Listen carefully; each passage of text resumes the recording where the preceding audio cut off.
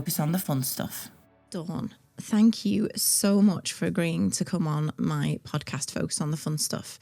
I'm going to let you introduce yourself shortly because I know you have the most amazing story. We've known each other for so long now as well along the journey, and I've watched you publish books, pivot, grow different businesses. And when I asked you to come onto the podcast, one of the things I said was that I really see and feel, even though like we're not talking every week and I see you on social and what you're doing, I really feel like you are enjoying the journey. Yeah. And loving it. Totally. And I feel like I've seen times when you haven't as much. And so I just think you're going to have the most amazing story and inspiration to give to people listening who are potentially not. So it would be fantastic if you could introduce who you are and what you do and your business journey. Yeah, definitely. So if you think back to 2008, it feels like a lifetime ago. It does. It feels like, because I'm 45 now, and I think back to those times, it's crazy how I work to how I work now. But I think one of the biggest things that I wanted to do was come on the podcast, was share the journey, because you are so right. I did not enjoy the journey at some points. And there were some points where I felt like I was never going to get out of that. Mm-hmm. And it felt really difficult. So way back in 2000, I started my first ever business and I was 21 and I was full of the joys of like, I'm going to leave corporate. I'm going to set this amazing business up and I'm just going to go from zero to hero. And I think I had all of the ambition, but totally like motivation. I didn't have the fear. Yeah. So I'm glad I did it young, because I think if I was to, if someone said to me, do it all again now at 45, I think I'd say no. I probably wouldn't, because I do like a little bit of risk. But it was really tough because I left a salary. I had a mortgage. So I bought my first house really early on. Then I got offices and then I was working on my own and I set my agency up and I thought, it was going to be a lot easier to get clients. And genuinely, there was points where I would ring my dad, my dad. Yeah. And I would kind of chart through, how hard it was. And I think I was genuinely shocked because I'd worked behind a brand. I'd worked behind a corporate. I'd never had to deal with everything in business. So, I met you in 2008. Mm-hmm. And during that sort of 2000 to 2008, I think that was the hardest time in business I've ever experienced, because it's a learning curve and it's massive. And, I always say to people when they go into business that people often say that they feel a failure if they're not smashing it. But do you know what? You have to fail, because these have been the times that I've grown massively. Yeah. And the times that I've built resilience, because it has been, ups and downs. I remember getting my first client and I remember doing the billing and the invoice, and then they were late paying, but I had mortgages and things to pay and bills and rent. And that pressure, I think anyone listening to this will agree, financial pressure is the biggest thing. Like you feel sick to the core. Yeah. You don't sleep. And anyone who tells you that starting business is easy is absolutely lying, because it's not. It's crazy. And it's crazy also what that pushes you into, because when you have a financial pressure, you don't make decisions from the right place. So now I can make decisions from my heart and my soul.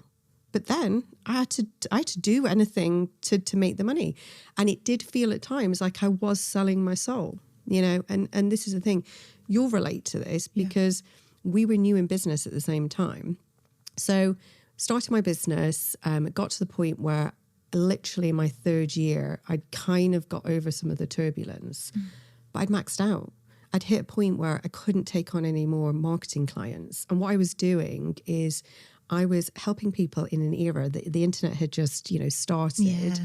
And I'm trying to introduce them to this new concept of marketing online. People don't even understand that. We're still dialing up in modems, and there'll be people listening to this who are like, what is that? But you used to have to connect to the internet. And this is a true story. And it would dial up, make a noise, and sometimes it would win, sometimes it would fail. But for me, I was trying to get people to do something that was very new. And also was working with smaller businesses that didn't have massive budgets.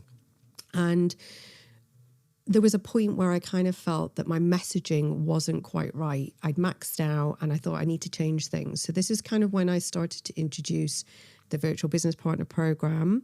And this was kind of leading up to meeting you, because I knew in my heart and soul that if I could get out more and I could meet more people, that would really help the synchronicity. And this is honestly the thing that I still value, is the holisticness of relationships. Like, you know, we're in 2024, we know each other from like 2008, and we're still in each other's worlds, you know, cheering on each other on, supporting each other, and like following, you know, our journeys. Yeah. So when I met you in 2008, I'd started my networking. And it was crazy because I used to have cocktail bars, chocolate fountains, and we did them in car showrooms. So I met you at Aston Martin, and we would have like 150 people.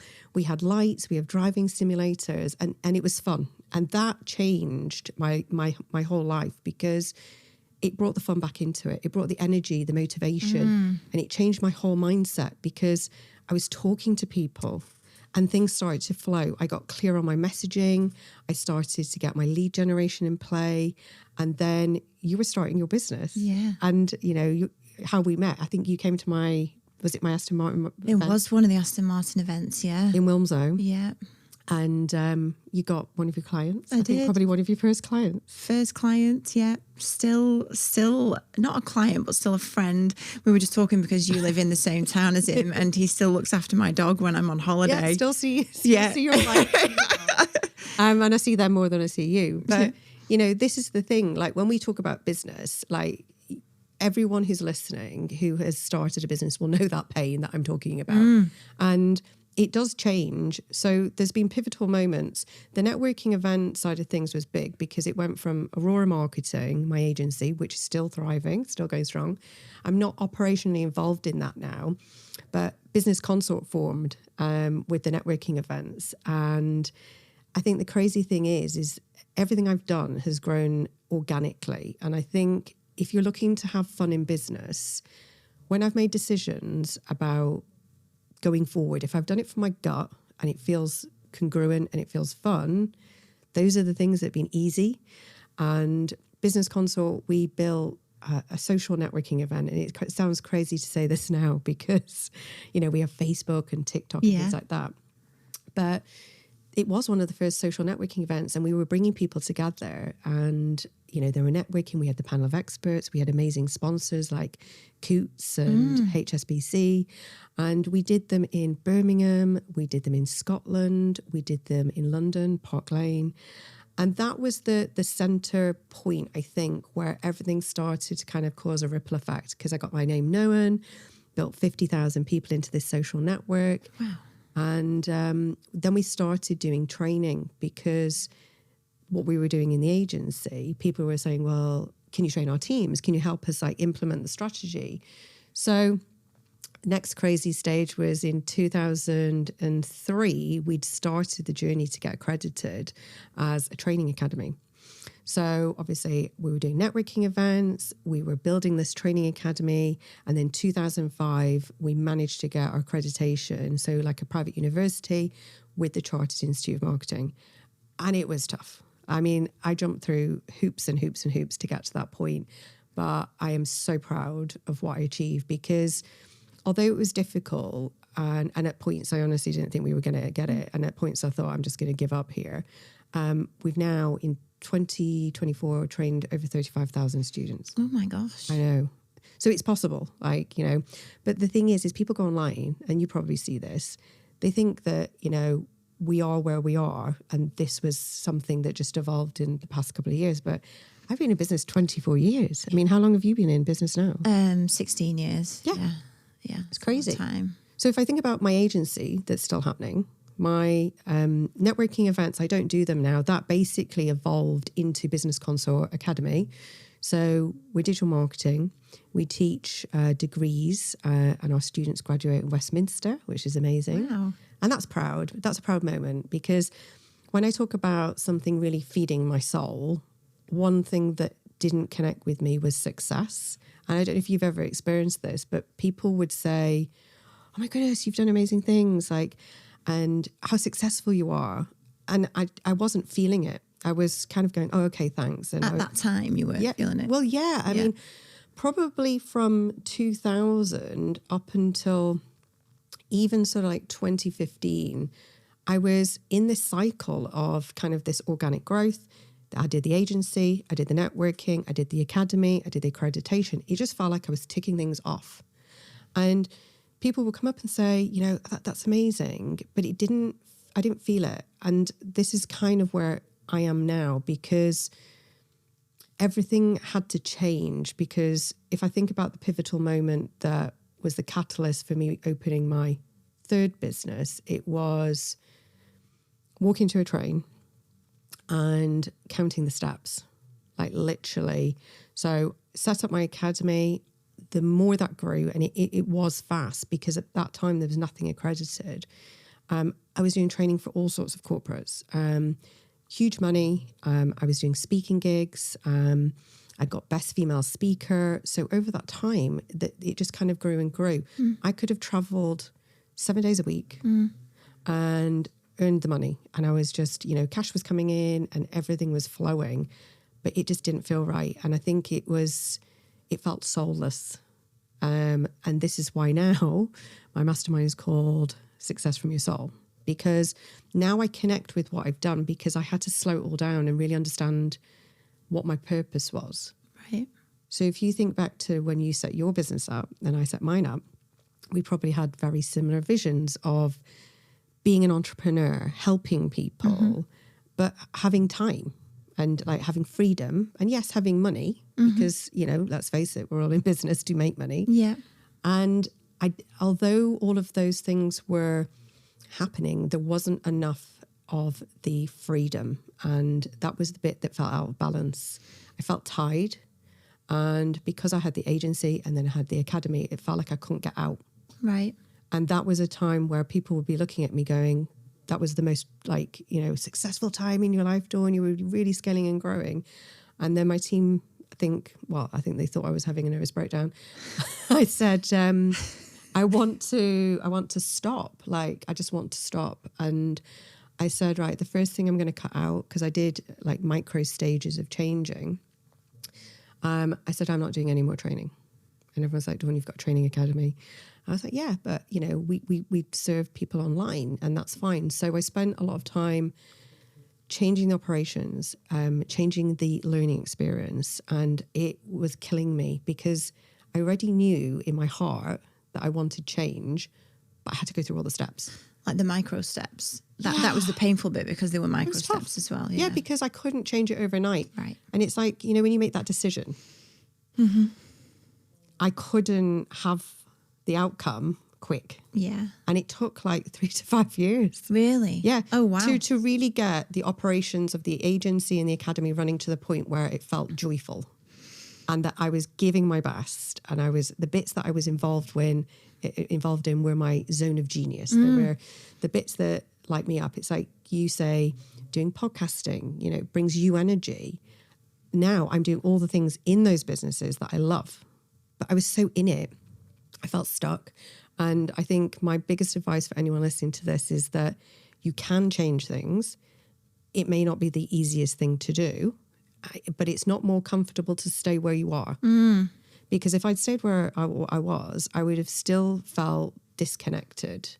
I mean, I'd have probably still carried on achieving the things, you know, taking things off my list, but I would have been living a very unhappy life. Yeah. And I think as a business owner, we've all been through periods that are quite honestly shit. Like, you know, and I think the rocky road that we go through, I now kind of think back that I want to enjoy that journey in terms of not just thinking about a goal. I want to enjoy every step. So I've slowed everything down, and I've now got to a point where, you know, obviously I love doing my podcast. I'm doing my third book, and I see you on retreats so much that look amazing. I know, everyone says to me, like, Dawn, are you really working? I am. So the retreats were a part of it, because what I wanted to do was bring in blended business and holidays, so that there was no clear distinction between working and having some time off. I wanted to I think because I've been training in corporate venues, hotels all my life, everything was very structured, very staid, that it was almost like it was my time to break out and become a bit freer and show more creativity in what I did. So I think back to, you know, the traditional kind of training model. I love changing the experience for everyone because I didn't particularly like school. So now I've got the retreats. I've got my Success from Your Soul mastermind. My retreats are called Strategize and Energize because when CEOs are coming away, it's probably the first time that they have separated themselves truly from the business and that they're being challenged on what they're doing.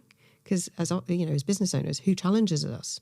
We could just go merrily on. If I said to my team, let's go to the zoo, we'd all go to the zoo, you know. And this is the thing that I didn't have when I was a young business owner. And obviously I'm still young now. But when I was in my 20s and 30s, I felt like if I could have had that sort of environment, I would have flourished in a different way and I'd have probably made different decisions. And what I love now is working with people in all age ranges and seeing them go through the journey that I did. And it's very cathartic, but they are doing it with less pain because I would maybe say that I took too long to change. And, you know, we are brought up in an era, you know, we're similar-ish ages where we were told if you work hard, that everything will come. Well, it does, but we don't have to be like that. You know, work doesn't have to be hard. And I think consciously in my mind, I was like, I'm sure things can be easier. I'm sure I could have more time. And it was just a case of switching my business model. And, you know, now I'm scaling faster than ever before. Really? And one of the things we talked about before is that, you know, you said to me, oh, you scaled 7 figures in 7 months. Yes, I did. Now, in, you know, like 2018 that was. But when I think back to the academy, and I launched one of my now signature courses, the Fast Track, myself and the team put so much dedication into creating this product and went to market, pushed it out. And, you know, in my mind, that was £1 million product. It just didn't do anything. It failed really badly. And it wasn't the course that was the problem. And this is what I would love everyone to take from this podcast, that if something isn't getting traction right now, it probably isn't the thing you've created, it's the messaging. Because I felt really knocked when we pushed that out and it just didn't fly. And I couldn't really understand it because I was like, we spent so much time and effort doing it. And then we went back to the drawing board, redid the messaging and really connected with the ideal client, went again, rebranded, and then suddenly, you know, 17 months later, it's £1 million course, you know, product. So I've definitely had my epic fails, but I'm proud of them. And I think the thing is in business, we should never beat ourselves up for that because there's dark moments. There always is. I mean, I'm sure you've had them, where you just want to tear your hair out and leave the country. And the thing is that everything can change in 24 hours because as soon as we decided that we were going to just take some time out, went back to the drawing board, revamped it, launched it, 24 hours later, it was a whole different thing. You know, people were buying and we were getting traction and people were talking about it. And now in 2024, it's still my signature product. Wow. Yeah. So we do the diploma and the fast track. And we've now introduced short qualifications for businesses. So we have quite a lean product base. And I think that's something to take away. When I think about fun in business, the times it's not been fun is when I've overcomplicated it. Right. And I've tried to go, let's add something else on. And, you know, the business grows and you've got 42 products, 87 funnels, and, you know, you can't see the wood for the trees. So for me now, it's about really having that clarity of going back to my purpose, my why, understanding what my businesses are for, and that I want time and freedom. And money is a lovely byproduct of that. But connecting with people. So if I think back to 2008, I still take all of those principles of my networking into my day-to-day, because we make business harder sometimes, and it becomes very much the opposite of fun because we listen to lots of advice. And I was guilty of this. As I was scaling, people would say, you need to do this, you need to sort your website, you need to do this. But that's their truth, because that's what they're selling. That is so true. And when you start to kind of like be objective to it and not just take someone's advice who is an expert in that field, it's because they're selling it. But it's maybe great advice, but it's not maybe something you have to do right now. Yeah. And how do you think you distill, like, how you block out the noise, or how is it just about more listening to your, like, giving yourself the credit that you also know the solution? Or it's very much about putting your blinkers on and staying in your own truth of, like, what is my goal? Like, where am I trying to get to? So I always say to people, if you can switch your mind consciously to a goal, not just, oh, it'd be great if this year we can scale. It feels too airy. It's like, so what I'm going to do in the next 30 days is I'm just going to work on saving and selling in my business every day. And that is going to be these specific do or die actions from the morning I wake up till I go to bed. That's it. And just keeping in that zone and keeping in your lane. And there'll always be someone who comes in and tells you, oh my goodness, you need to get your SEO sorted and, you know, all of this. And it's like, of course, those things are great. And I teach digital marketing, but it's maybe not right now. So there'll be people obviously coming to you selling what they want to sell, but you have to then stand back and go, that this is great. So I always say to people, take every piece of advice like a brick and then stack them over here, and then just pick up the brick that is required right now and then start building your foundations first. And it's like podcasting. I mean, I would never have done a podcast until I actually had clients, you know, but people are like, no, do the podcast. It's going to revolutionize your business. And it's not great advice, because we know that podcasts are huge in what they can do in terms of positioning. They can absolutely generate leads and business. But I would only go into the investment and time in that once I had a solid platform running. But I've seen people, you know, saying, oh, you need to do your podcast now. Yeah. You know, and they're 6 months into a business. Yeah. And they're not generating the cash. You know, if you have consistent cash flow, then you take a different brick, like a book or a podcast. You know, I would not enter into writing a book and taking that amount of time out of your business if you are financially pressured. Yeah. But you see it. Totally agree with you. Totally agree with you. People writing books that don't really have businesses. Yeah. Yeah. And how many times do we see this? Quite honestly, we do. Yeah. And you'll have seen it a lot with, like, the shiny object syndrome. And you meet lots of business owners, and because they've been told that this is the positioning tool that we all have to have, it's going to change your life, you know, is it?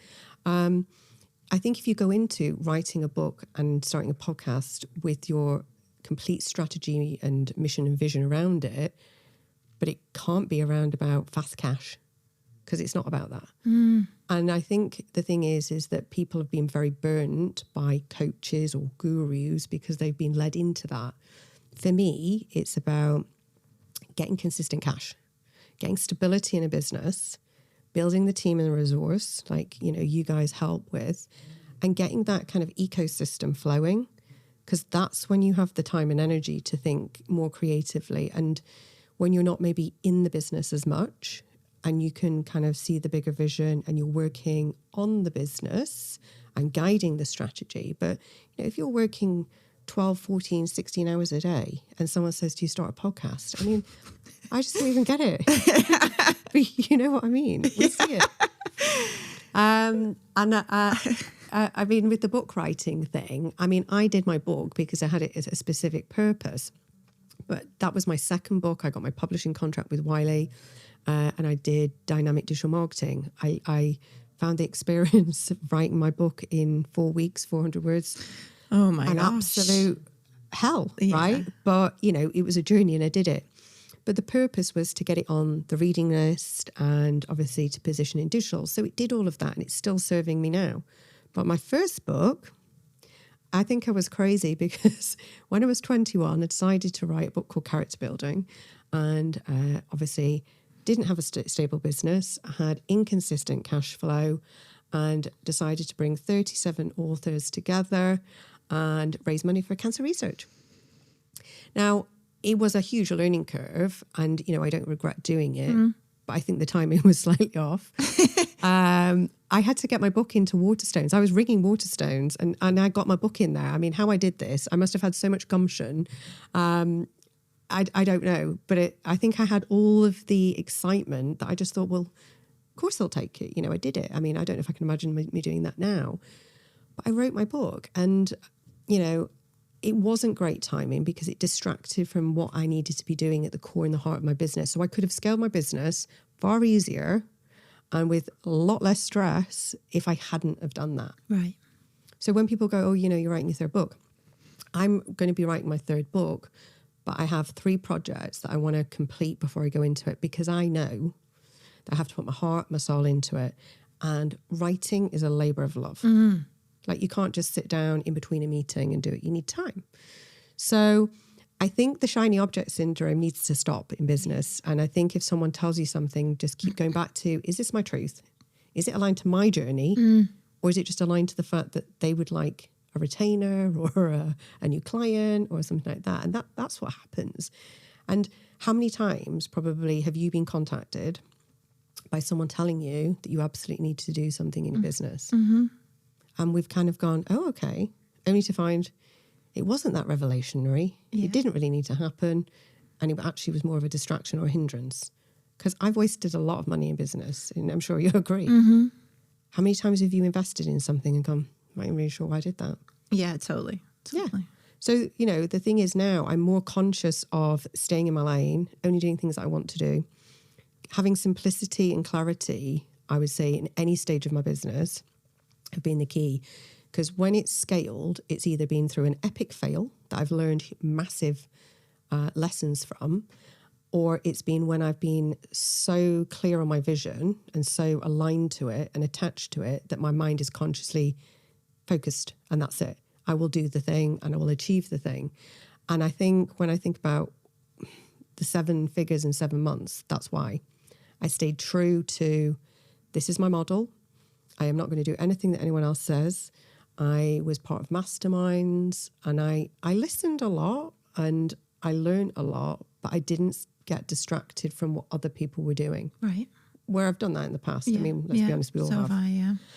And we see someone doing something, we're like, oh, well, they're similar to me. Maybe I should be doing it. So now I have a really simple model. I have my mastermind, my retreats, which are in places like Barbados and Antigua. But I do try now to take things that I love, like travel, and blend them. So, you know, if I'm going somewhere, I'm thinking, well, could I meet a client, or could I speak somewhere, or could I do something? So now that there's no clear distinction, because I was told a lot in business that if you were going on holiday, we had to have time off. I never could relax that way. Don't know if you feel this. Yeah. But I'm better if I spend an hour each morning working. I just feel like I've got clarity and control. Yeah, yeah.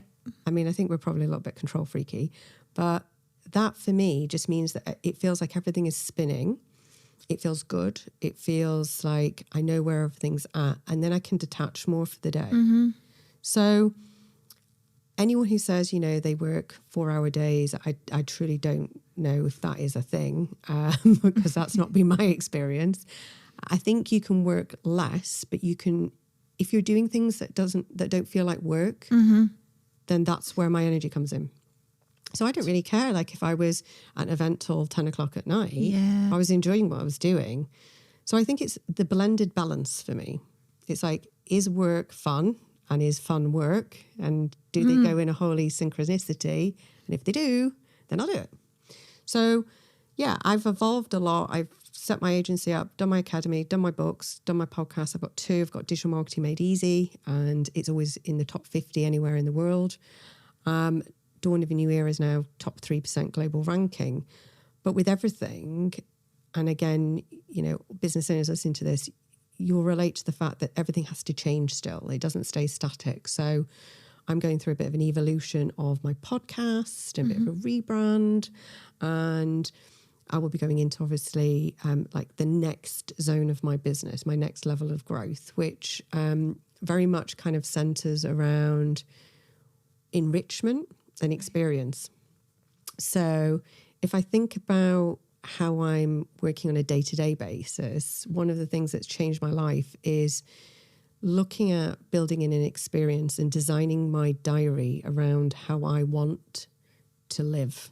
Okay. So reverse engineering it and thinking about kind of the longer term goal. So not putting things in chunks of like a month or a year, but thinking like, what does Monday look like? And how do I want to live through Monday? And that's been the change, because it's taken me several years to start time blocking. But when I started to build in experiences like Wednesday afternoon, Wellness Wednesday, I used to do all like my errands and things, if I had time off from the business. So I'd feel like I'd had time out of doing that just to switch it to something else. For sure. So I now diarise them as work. And Wellness Wednesday is anything that I want to do that contributes to Dawn's overall like health, wealth and happiness, basically. So sometimes I'll choose to not put anything in just because I want space. Like sometimes just going and sitting and have a coffee on your own is quite nice, Yeah. Those are the simple things. And I think when people think about success in business, it could just be having some time out from the kids or the family and just having you time, or a quick coffee, or just reading a book or listening to a podcast. It doesn't have to be big. So I think when we think about enrichment, it's the things that happen daily that feed your soul, that make you happy. Like exercise. I've watched your journey and you love your exercise. I've been running, I'm now doing reformer Pilates, and I really enjoy it, but I build it in as my day. Right. I don't see it as I'm going to do work and then I've got this. It's like, these are the non-negotiables. So exercise and enrichment and experiences. And when I think about experiences, it's about building fun things in. So for me, I have the attention span of a pigeon. That if I knew that Monday, Tuesday, Wednesday, Thursday, Friday looked the same, or I had to do the same thing every week, I couldn't do it. So we have to learn from our personality, and we have to lean into what energizes us. And I know that if I have my design and it feels balanced, where like Friday afternoons are fun, Wednesday afternoons is Dawn's wellness, then I'm actually focusing on my own mindset, my own motivation. And those are the things that are at the core of like CEO performance. That's what's going to make us show up for our clients in the right way, and show up for our team and our businesses. So by doing that, I actually work so much more efficiently. Oh, I can imagine. And I absolutely love the granularness of the Monday, Tuesday, Wednesday, Thursday, Friday. I feel like so many entrepreneurs will go, oh, well, we've booked a big trip at Christmas and that's the big thing. And then the rest of the time I'm like, I'm maybe not enjoying it. I'm hustling, I'm on the grind, I'm working all the hours, but it's actually enjoying the everyday, and the fact that you're engineering your days to be, I'm looking forward to Monday. That's got good stuff in it. And with clients I love, So I have days where I don't talk to anybody, because I like a day where I can just get into things. I love when I can work on a project and I can really drill into it without distraction and get hyper-focused. That's how I like to work. So I'll have times that I don't have calls with anybody or client calls. I have specific days I've got meetings, and that works for me because I need space. So Monday is quite clear, because I'm a business owner. Am I connected to my why? Am I leading my purpose? Have I got distracted? Those are the questions. And what is going to be the one thing that I'm going to love working on that's really going to get traction, that's really going to move the needle and like take me to that next level? And when I can get into that for like a few hours, that's exciting. And then Wednesday, whatever happens, I cannot book anything into it. So I have to take that time away. If you give yourself 1 inch, you will. You'll just be like, you'll find an excuse. I'm too busy. I'm too tired. We've all done it. Mm-hmm. So I know that if you said to me, right, go and do exercise, go running at lunchtime, I'd never do it. I'd never do it. You've got to be honest with yourself. So I can only run in the morning, but I can do reformer Pilates at any time of day. Right. So I'm like, get up at 5:30, go running, then do my reformer Pilates. Yeah. And, you know, I'm not a morning person, so I don't want to do that every day. I might do it twice a week, once a week. But I'm not going to kill myself, you know. If I don't feel that that's energizing me or it's making my nervous system kind of feel dysregulated, I'll stop it, I'll switch it. So I think the thing is we have to start designing our lives around our business fun and thinking, right, if we are working 16 hours days, what is the one thing right now that we can change? And honestly, when we start looking at what we're doing, and I've been a busy fool so many times, I could probably take out 80% of the stuff because no one's going to die if I didn't do it.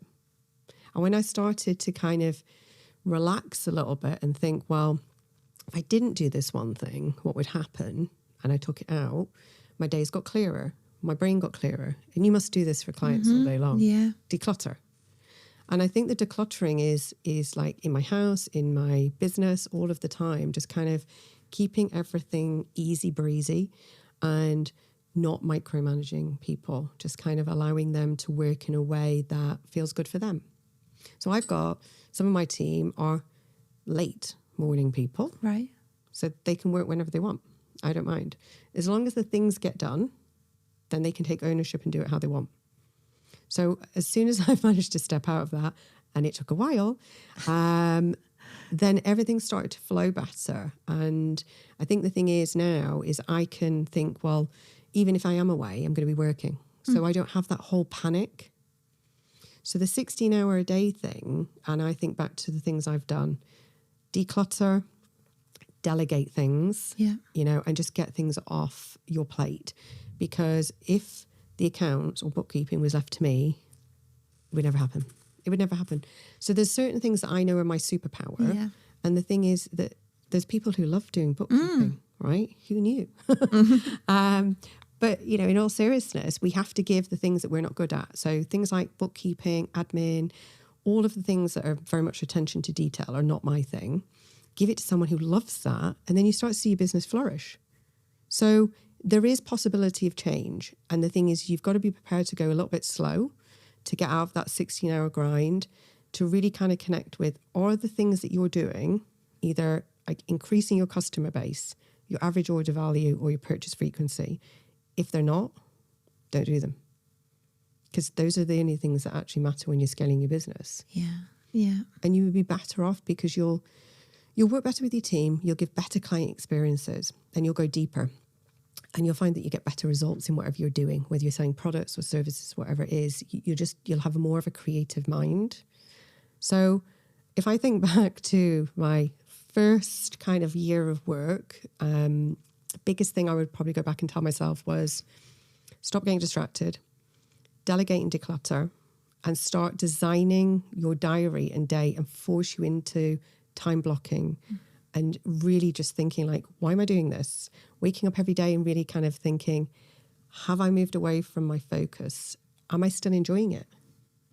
Because I probably did so many years too long that I didn't enjoy it, but because I was living on the ethos of, well, it's earning me money, everyone's telling me I'm successful, it's the thing. I mean, team is hard in business. I would go as far as say that's probably the hardest thing. Do you agree? Yes, I would, yeah. Yeah, right. So managing team, but when you've got a good team, it's so, honestly, it's a game changer in my whole life. It's energizing, isn't it? Yeah, because they're bringing things to the party. Yes, I was talking about that before because I think a lot of business owners, when they first add to the team, they've got followers, aren't they, that are waiting for the next step, the next instruction. But when you get people in your business that are going, no, Dawn, well, I think this is a good idea. I'm going to lead this project. Or I'm just, it's done already. And you're like, wow. It's just, yeah. And I think one of the mistakes I made like really early on was I remember creating a job description, which had about 42 different things in. And I couldn't even remember what was in the job description. So God knows how I expected whoever was doing it to even have one clue what they were doing. But because you're a business owner, you're like, right, okay, I want to get the absolute maximum from my investment in this person. And we go at it and we're like, they could do all of these things. Now I'm like, anyone who comes into business, it could be a supplier of anything. There is a maximum of 3 or 6 things that you're doing. Right. That's it.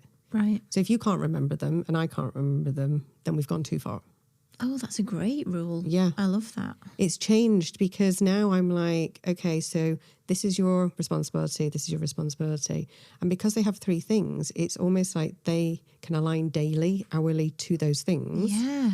It's And it so doesn't- easy to go back to, oh no, this isn't part of my... Yes, I've got distracted, it's not my thing. Oh, what a brilliant rule. I love that so much. Yeah, so that has been different. So team, I think, is a big one. But I think now, going forward, I think the big thing is that if you are in business and you're kind of focused on the end goal too much, a lot of life can pass us by. And you've probably witnessed it, but I've had clients who've come to me and, you know, they've been slogging away in business for 10 years and it's killing them. Like, it's affecting their health. Yeah. They're not getting the returns that they wanted, that we have to be prepared to stop and almost kind of just take stock of where we're at.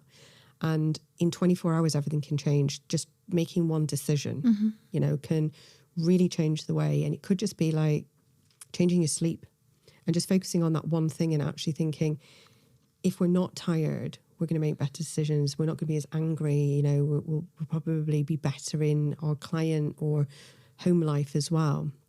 And not to be hard on ourselves, because the self-talk that we probably give, I mean, we've all That's been there. crazy, isn't it? Yeah. Yeah. I mean, you've done a lot of mindset work, so have I. And I think that the biggest thing that I'm passionate about is when I've had clients come to me who have had coaches or mentors who haven't got the experience. So it's a funny industry, and it kind of goes back to when I did my academy. The reason I got accredited is that so many people were coming to me saying, I've been told to do this, and it's had a detrimental effect. The reason I got accredited as a coach and mentor and became a Forbes coach. So I saw that. Yeah. I saw that a couple of days one ago. of the biggest things. That's amazing. Well done. So in 2019, I got featured in Forbes, and it was like a delight. It was like one of my biggest ambitions. And then I thought, right, I really want to become a member of the Forbes Coaches Council, because for me, it was a big thing. We all have our different aims, don't we? Yeah.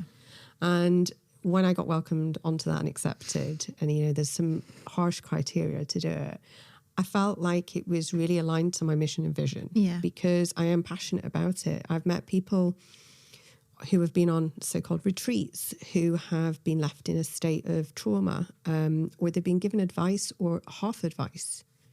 Yeah, I think the thing is if people don't understand coaching, they're maybe asking someone all the questions, right? But the person may need an answer, right? So mentoring has to play a part. And, you know, if you're going to run a retreat, what is that in your mind, or a mastermind? And I think the thing is with the coaching industry, the reason that some people have adverse feeling to it is that not everybody is practical or has been trained in the right way, or hasn't done the work themselves. Yeah. Yeah. So I think, you know, for me being on Forbes, yes, it's obviously an accolade for me that I wanted to achieve, but it's really about making sure that we're behaving ethically in business and congruently, and that the number one responsibility of a coach and mentor is your client's well-being. Yeah. Yeah. And that has not been the case. And, you know, people have done a lot of mindset work, but if they're not doing it with somebody who can maybe refer out to a therapist if they've unlocked something, then that can be, you know, really, really damaging. Oh my gosh. Yeah. Completely. Completely. So, yeah, I really feel like the coaching industry, there's a lot of people who talk badly about it, but I think it's still such a positive area. You know? Yes. Yeah, no, totally. The impact it can. Because I think there's so many business owners who'll be listening to this who probably just don't really know there is people you can reach out to, or coaches or masterminds. I didn't know about help. coaches. Yeah. I'd never heard that word. I you know, I thought it was career coaches. I didn't really understand coaching and mentoring when I started my business. It wasn't until I got truly into the online space I was like, oh, okay, coaches, mentors, yeah. I didn't even know about masterminds or retreats. And masterminds to me, again, you know, people are selling a mastermind, which is really in essence a group program. Yeah. Rather than a mastermind, which should be, you know, having people in the room who've got, you know, equal voice, equal experience, sharing their help and advice to others. So I think we'll see a big shift. And I'd love to know from your point of view, you've done a lot of work in the mindset. What's been your biggest pivotal moment in mindset, in business? I think one, actually doing it. So I went to Unleash the Power Within in like 2017, I think it was. And prior to that, I'd been in masterminds and things, but that was probably a big unlock for me in terms of my thoughts are, what my thoughts are, what my perceptions are, like that's all completely within my control. And what you said about everything can change in 24 hours is so true. And I remind myself of that often, like when you're having a down day, like when you're not made enough sales, when, you know, you can make a phone call, you can send an email, you can change things so quickly. And I think the fact that everything is within your control in the main, has been a massive part of my, especially over the past 4 or 5 years as we've scaled more and grown more. That has been a big part of it. And I think another just a big part of self-development and mindset for me has been being like transparent and honest with people in my mastermind groups or with coaches. Because I think a lot of us, even though we might have them, we're not completely honest with how you might truly be feeling because you like feel you shouldn't reveal all that. And the more honest I've been with people in my life, the more you get help, the more people reach out to connect you with someone, or they realize where you're actually at and they can support. And I do think a lot of us feel like we have to put this front on that everything's great. And be the showcase. And the thing is when you're authentic, and I do this a lot on my podcast, I tell people about some of the epic fails, you know, and I can laugh about them now, but back then they really were not something I was laughing about. They were catastrophic to me, and they've built resilience. But I think the thing is we have to show that life isn't, you know, this all unicorns and rainbows. Sometimes, you know, even now there are days that I have that, you know, I'm down, but you can control your own destiny. And I think the thing is design your destiny is probably my kind of truth at the minute, where if something feels slightly unbalanced and I'm a bit de-energized, I'm like, well, I did that. Whereas before I'd be like, oh, why is everything so difficult? Yeah. And you actually take ownership for it as well. Yeah, totally. Yeah, and again, I think the sort of whole manifestation piece, where I think there's a lot of people who don't really get that, or maybe take it too literally, that we can just have a thought and things will come. I mean, I do believe that, you know, we put out good energy and that comes back, but I think everything has to have conscious action. Yes. You know, we can't just sit there and think, you know, that next client will come along. We have to do the work, and we have to do the mindset work as well. So yes, no, totally. Dawn, our time is coming to an end, but I just wanted to just highlight what you said about that you were in a period of time where you weren't enjoying your business, and the change around took 3 to 5 years. Just for anybody listening, like for some, because I know you've also mentioned like sometimes you just have to stop. But just for anybody that's like in that kind of in the weeds thinking, oh my God, this is not really how I want my business to be. It is totally possible to change it. And I just think, honestly, massive hats off that you went, well, it took me 3 to 5 years. I mean, it got better every day. So I was feeling more joyful every day. Yeah. So it wasn't just like at 3 years, I was like, oh, hey, it was progressively improving. So even like after a year, I was probably 50% better off. Okay. But then there was tweaks and things to get truly separated from the business. So yeah, there was things that I could change in 24 hours that I was like, I could drop that and that will make me feel better. So you can have light at the end of the tunnel quicker. But you just have to be prepared to kind of go into the longer haul to get that true separation. Yeah. That is really fantastic, Dawn. Thank you so much for today. You are an inspiration. I've followed you. Obviously, we've known each other for so long, but I just want to reinforce to anybody listening that I can see you have totally engineered, that you've taken total control, and you are loving the business journey that you're on. And for anybody, Dawn, that wants to listen to your podcast, read the books, like all of the lovely stuff that you do, where can they find you best? So probably easiest way to go to is the website, dawnmcgruer.com. You'll find the website. You'll find the podcast. So dawnmcgruer.com, find the podcast, and all the books and everything are on there. Yeah. Fantastic. Definitely do that, guys, because there's just so much wisdom in all of Dawn's teachings. Thank you so much.